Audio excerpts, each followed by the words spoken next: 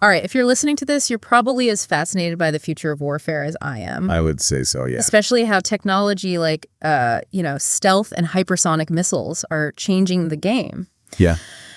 So we're going to take a deep dive today Sounds good. into an article called, Stealth versus Hypersonic Missiles, the Future of Warfare. Oh, very relevant. Super juicy stuff. So, big question. In this world of crazy, fast-moving military tech, which reigns supreme, stealth or hypersonic speed? What do you think? Well, that's what we're here to find out, right? Yeah. It's a really interesting comparison because they're kind of completely different approaches to warfare. Okay, so let's break it down. Yeah. Let's start with stealth. The art of invisibility. Yeah, it's pretty cool. I mean, it sounds like something straight out of a spy movie. It does, right. Evading radar, getting behind enemy lines without them even knowing you're there. So like a ninja of the skies. Exactly. Oh. And the classic example, well, one of them at least, is the F-22 Raptor. Oh, yeah, I've heard of that. I mean, that thing has a radar signature as small as a marble. What? Serious? Seriously.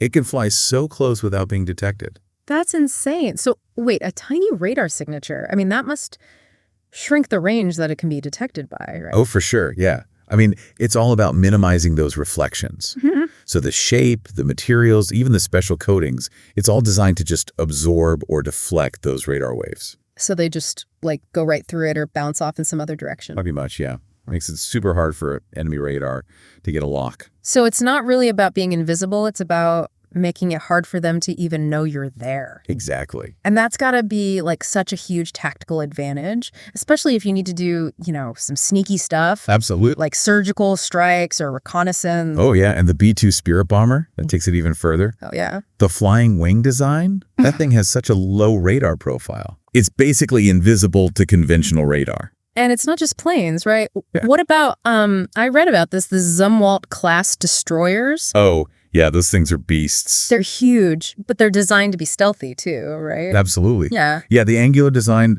that really cuts down on their radar signature. I mean, way more than traditional warships. So they might be big, but they're sneaky big. You got it. That's wild. But from what I've read, and I'm sure you know way more about this than me, stealth isn't a perfect solution. Oh, of course not. Nothing's perfect. There are some limitations. Well, the big thing is it relies a lot on electronic warfare systems. To jam enemy radar, right? Yeah, or deceive it. But the thing is, there are countermeasures. Oh, so they can fight back against the jamming. Yeah, and then there's this new thing that's really, really interesting called quantum radar. Okay, quantum radar. That sounds kind of sci-fi to me. It does a little bit, doesn't it? How does that even work? So traditional radar, right, sends out radio waves and then analyzes the reflections. Yeah, to see if something's there. Right. Yeah. But quantum radar, this is cool, it uses entangled photons. Okay, hold on. Entangled photons. I need a physics lesson here. They have this unique connection.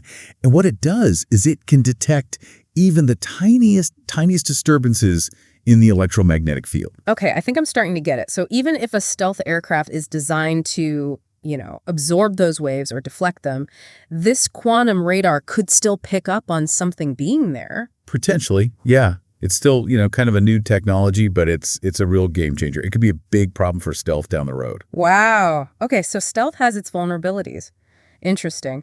So let's switch gears. Let's talk about the other end of the spectrum, which is hypersonic missiles. I mean, these things are ridiculously fast. They're insane. Way faster than Mach 5. 5 times the speed of sound. Yeah. I mean, to put it into perspective, think about the Russian Avangard hypersonic glide vehicle. I've heard the name, but I don't know much about it. That thing can reach speeds up to Mach 27. Mach 27? Are you serious? Yeah. Think about it. It could travel from Moscow to New York in under 2 hours. 2 hours? That's barely enough time to grab a coffee, let alone, mount a defense. Exactly. That's just crazy. Traditional defense systems, they just can't keep up with those speeds. I mean, they're practically useless against hypersonic weapons. Pretty much, yeah. I Yeah. mean, this is a total game changer for warfare. So we've got speed, but it's not just about speed, right? These things are maneuverable too. Oh, absolutely. Yeah, they can dodge and weave. For example, China's got this, the DF-17, designed specifically to outmaneuver all our fancy missile defense systems. Changes course mid-flight. Oh, great. It's almost impossible to intercept. So it's like this. we've got stealth on one hand, trying to just completely avoid detection. And then hypersonic missiles are like, I'm just going to go so fast you won't even see me coming. It's a completely different philosophy. Yeah, it's fascinating. But it makes me wonder, can stealth even survive in a world where you have hypersonic missiles that can hit you before you even know they're there? That's the million-dollar question, isn't it? I mean, that's what everyone's trying to figure out right now. Military strategists, policymakers, everybody. It's a big debate. So before we get too deep into that debate, for you listening out there, what stands out to you about all of this? I mean, stealth versus hypersonics. We're talking about like two completely different ways of approaching warfare. I mean, it feels like we're seeing a really fundamental shift in like how we think about warfare. Oh, absolutely. Yeah. I mean, the hypersonic thing, hypersonic missiles. Yeah. It's forcing everyone to like rethink everything. Yeah. All the old rules, the old doctrines. It's not about, who's got the biggest bombs anymore. Right. It's about who can react the fastest, hit the hardest, and be the most precise. So you mentioned before, stealth is all about avoiding detection. Right. And hypersonics is about speed and maneuverability. Right. So like strategically, what does that actually mean? How does that play out? Well, stealth, like we said, it's perfect for those missions where you got to be sneaky. Yeah. Infiltration, intelligence gathering, surgical strike. Like a scalpel, right? Very precise. Exactly, yeah. Minimal collateral damage. You're in, you're out. Nobody knows you were there. The ghost. Exactly. Okay, I like that. But hypersonic missiles, they're a whole different animal. Yeah. That's a sledgehammer. Overwhelming force, incredible speed. And that speed is the key, right? I mean, even if you know it's coming for you, good luck stopping it. Exactly, yeah. I mean, that's why, like the U.S., for example, they're pouring tons of money into space-based missile defense. Oh, really? Oh, yeah. Like a network of satellites, constantly watching, waiting for any sign of a launch. So it's all about early warning. It's all about early warning. But even then, I mean, can you actually intercept something going that fast? That's the real challenge. Yeah. I mean, the window of opportunity, it's tiny. So we're talking about a whole new level of complexity in warfare. Absolutely. I mean, everyone's scrambling to develop new countermeasures. Like what? Well, some really crazy stuff like directed energy weapons. Like lasers? Yeah, high-powered lasers. Yeah. Try and knock those missiles out of the sky. Lasers shooting down missiles? That sounds like Star Wars to me. I know, right? But it's not sci-fi anymore. It's becoming a reality. And then there's, decoys, countermeasures, try to confuse them, mislead them. So it's like an arms race of like intelligence almost. Oh, absolutely. It's not just about bigger, faster, stronger anymore. It's about being smarter. Exactly. Yeah. You got to outsmart your opponent. So the future of warfare, it's going to be this crazy mix of speed, stealth, deception. Oh, absolutely. It's going to be wild. Right. And the technology is just going to keep evolving.